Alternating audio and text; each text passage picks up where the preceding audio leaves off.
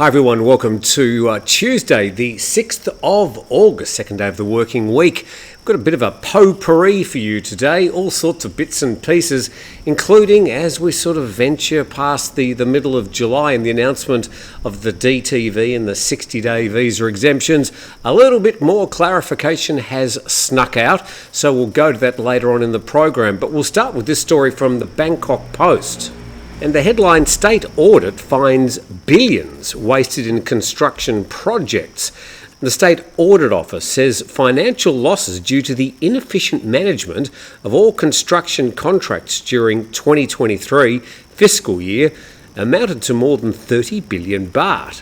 So they've audited 14,148 projects and contracts from 9,426 public agencies nationwide. The SAO found flaws in the budget management of nearly 20%. The office detected at least 30.83 billion baht of abnormal spending. He said most were major expenditures with incomplete bookkeeping or mistakenly recorded without sufficient clarifications, and they often involved cash, land and real estate properties. Of course they did. The SAO also found that 2,638 of some 5,318 contracts, that's nearly 50% of the total cases, failed to abide by the law or contract, with damages totalling 666 million baht. And flaws were found in, nearly 96% of cases of government agencies, including central and provincial offices. So just decoding all that, some 30 billion baht of basically corruption. Highlighted there, money going into other people's pockets, including cash and property. So there it is in stark numbers. Will anything happen? Will they try and recover some of that money? Well, that, of course, is the big question. Just check out this coffee's just been delivered to me in somewhat of a very fancy cup. That's the way to have a morning coffee, isn't it? All right, to our next story now. And both congratulations and commiserations to this young Thai gentleman who pulled out a silver medal at the Paris Olympics. Thai badminton star Kunlavut wins silver in historic Olympic final. And Thai badminton star Kunlavut Vitisan, competing in the Olympics for the first time, lost to Victor Axelsen of Denmark in straight sets 21-11, 21-11 in the men's singles final, earning him a silver medal. He's 23 years old, became the first Thai badminton player to reach the Olympic final and win an Olympic medal. And Kunlavut's dream of winning a gold medal was thwarted by Axelsen, the world number one and two-time world champion. And Kunlavut, also known as View, is a product of the Ban Thongyot Badminton School, where he began training at the age of 12, inspired by his desire to follow in the footsteps of Ratchanak Intanon, who was the first Thai badminton player to be ranked world number one. And, well, let's call him View, is now the reigning world champion since he won the gold medal at the 2023 World Championships. He's also a three-time world junior champion, winning in 2017, 18 and 19. So in this case, Thailand having to be happy with a silver medal, but there's another medal bout tomorrow in the female boxing. Obviously fairly controversial, and I'm wondering exactly how that's going to be covered, but that happens tomorrow.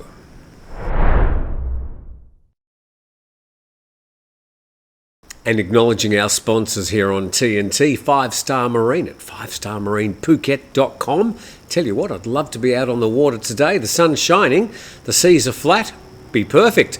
And also Beach House Thailand, which is my beach house Airbnb business. And there's links below in the description if you'd like to check out any of those businesses. As we go to a pretty serious story covered by the Bangkok Post. And the headline says, serious aviation incidents jump post-COVID in Thailand. And there were 11 serious incidents in Thailand last year involving aircraft registered in Thailand and in other countries, a rapid rise from only 2 in 2021 and 6 in 2022. And this is according to the Thailand Annual Safety Report, which was compiled by the Civil Aviation Authority of Thailand. Most of the serious incidents last year involved commercial aircraft, and the rest were privately owned planes. And serious incidents included an aircraft making an emergency landing at Hat Yai Airport on June 24 last year due to smoke in the cockpit, and a plane touching down before reaching the runway at Samui Airport on August the 29th. So just reading between the lines on that story, all post-COVID, there were so many aircraft sitting around, some of them for nearly 2 years, gathering dust and getting rusty, and it was inevitable, I suppose, that there would be some incidents that might be related back to the fact that they were sitting on the ground for so long, particularly in this sort of heat and humidity. And we head now to Nation Thailand. This is an opinion piece, an op-ed written by Pita Limjareonrat, the former leader of the Move Forward Party and a former candidate for Prime Minister. He's done this op-ed in Nation Thailand, and I won't read out the whole thing. I'll just read out a few paragraphs, but I'll put a link in the description of today's video. In Thailand, he says, politics often prove stranger than fiction. Having won the majority of seats in last year's general elections, my party and I now find ourselves entangled in legal battles rather than governing as mandated by 14 million voters. Another paragraph says, on August the 7th, this is tomorrow, the Constitutional Court is set to rule without further investigation or seeking my appearance. A guilty verdict would lead to the dissolution of Thailand's largest political party and potentially ban me, along with many colleagues, from politics for life. And just choosing a sentence out of the last paragraph of his op-ed, any political ploy that disenfranchises and alienates a large number of citizens will come at a steep price, given the political awakening that now reverberates through the country. And it's been signed off by Pita Limjareonrat, a Member of Parliament, a former leader and a Prime Ministerial candidate of the Move Forward Party. And after reading the entire story, I'll put a link in the description below, there was actually a lot of hope and positivity in it, and I'd urge anybody interested in politics to perhaps have a read of that from Nation Thailand. Now, there has been a lot of questions coming out over the past month about the 60-day visa exemption and the new DTV in particular. And as I mentioned in last Saturday's program, we're seeing a sea change in Thai visas. I mean, these are major changes to the ways that people can come to the country, visit it, or stay in the country. And I think a lot of people are underestimating exactly how profound these changes are.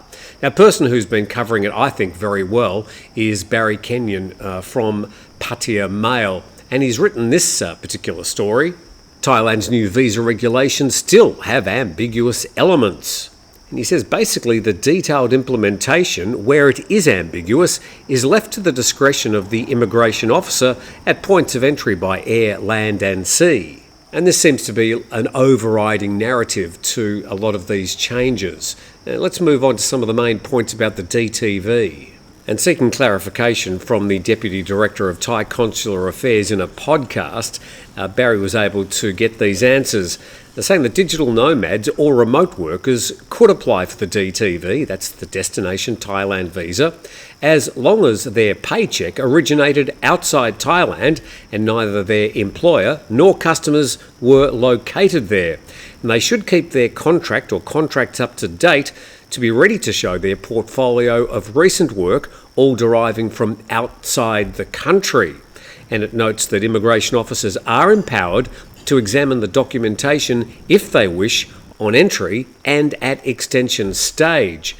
And the story notes that there's more ambiguity about the alternative DTV route for approved activities, which include Muay Thai or other sports training, cooking classes, medical treatment, or attendance at seminars or music festivals.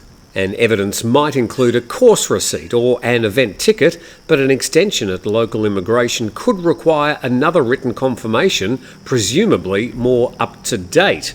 And the DTV was not an alternative to the one-year retirement visa and extension of stay, although it might be okay if the applicant fell into another category. And it goes on saying the DTV requires 500,000 baht, that's about 14,000 US dollars, but not necessarily in cash or in a Thai bank account. Alternatives could include foreign bank account or even a brokerage statement about stocks and shares. Although the stocks and shares statement might have dropped over the past few days, we'll get to that later on in the show as well. And the DTV is separately available for foreigners with a spouse or children in Thailand, an alternative to the non-immigrant O visa currently used for such foreigners.